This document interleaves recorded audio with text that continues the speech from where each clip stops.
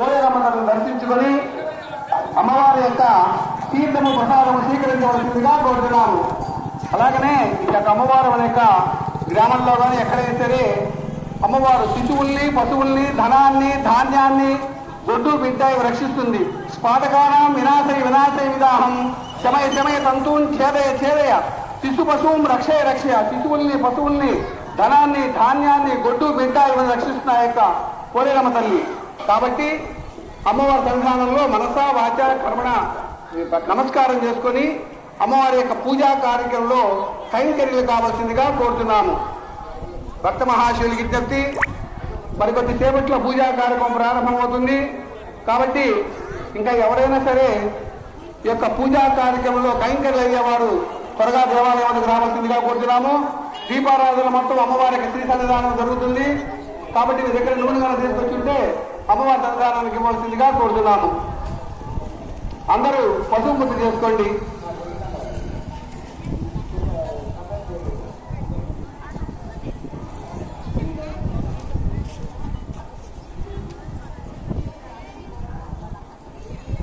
అందరూ పశుమతి చేయండమ్మా. చేసుకొని తోలబాగు చేసుకొని తోలబాగు మీద శిశు అమ్మవారిని అక్కడ పెట్టేసేయండి.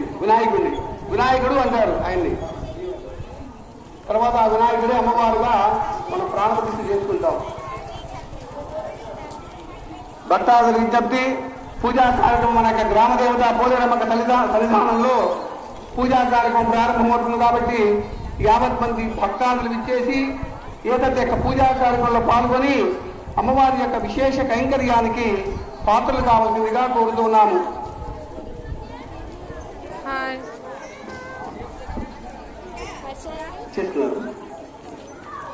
భక్తాదుల విజ్ఞప్తి, మల్లెపూల పూజా కార్యక్రమం ప్రారంభమవుతుంది.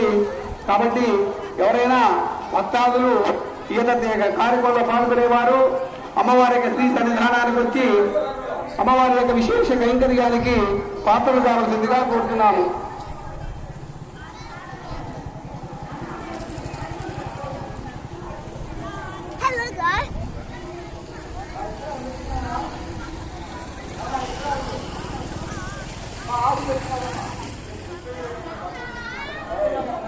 పూజా కార్యక్రమం ప్రారంభమవుతుంది.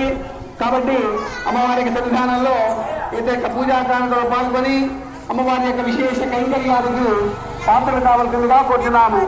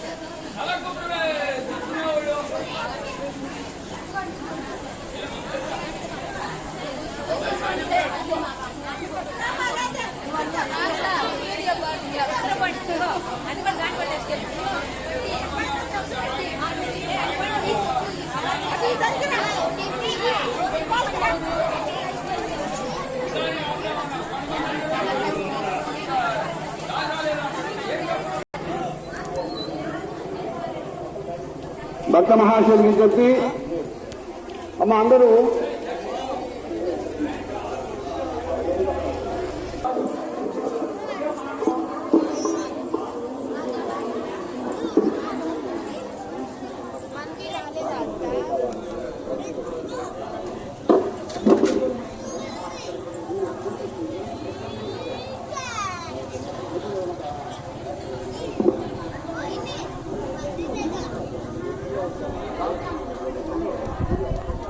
One